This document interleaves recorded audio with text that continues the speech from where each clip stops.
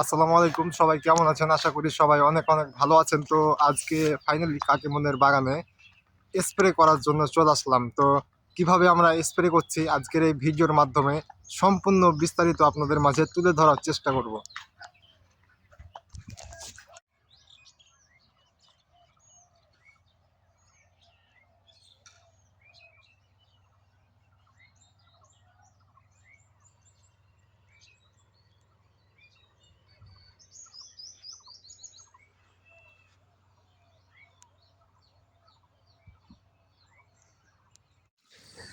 দেখেন, খুব সহজভাবে কিন্তু এভাবে আপনি স্প্রে করলে আপনার অনেকটাই খরচ কমে যাবে। তো আজকের এই ভিডিওতে আপনি ক্লিক করেছেন মানেই আপনি বিভিন্ন আম বাগান সম্বন্ধে জানতে চান, বিভিন্ন আমের জাতের সম্বন্ধে জানতে চান এবং স্প্রে সম্বন্ধে জানতে চান।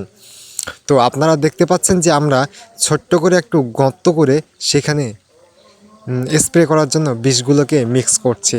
কেন জানেন? এটা যদি আপনি করতে পারেন তাহলে আপনার অনেকটাই খরচ কমে যাবে। এক্সাম্পল দেখেন যে আপনি ভুটভুটিতে স্প্রে করছেন, আপনি 3টা গান চালাবেন, আপনার লোক আছেন 3জন, কিন্তু আপনার কাজ আপনার লোক লাগবে 4জন। কি করবেন? এই গর্তটা যদি আপনি করেন তাহলে আপনি ওই 3টা লোক দিয়ে আপনি 3টা গানে স্প্রে করতে পারবেন। একটা লোকের টাকা বেঁচে যাবেন, 500 থেকে 700 টাকা আপনি বেঁচে যাবেন। এই গর্ততে আপনার যতটুকু পানি প্রয়োজন, যদি আপনার 50 ভাঁড় লাগে, 60 ভাঁড় লাগে, যতটুকু প্রয়োজন আপনি এই গর্তর মধ্যে পানি নিয়ে দেবেন। তারপরে এই গর্ততে সুন্দরভাবে আপনার স্প্রে প্রয়োজনীয় বিষটা আপনি মিক্স করে দেবেন। তাহলে আপনার সেই খরচটা হবে না।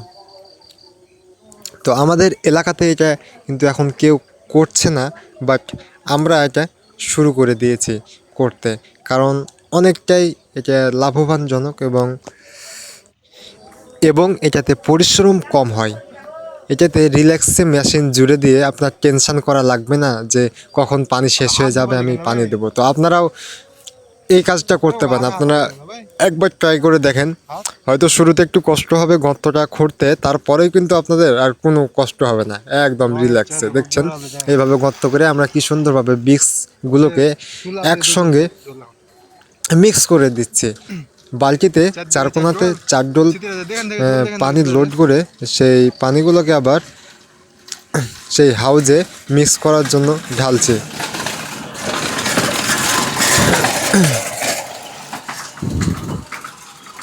তো আপনাদের কেমন লাগবে জানি না, কিন্তু এই কাজটা আমার ব্যক্তিগতভাবে খুবই পছন্দ, সেই কারণে করে নিয়েছি।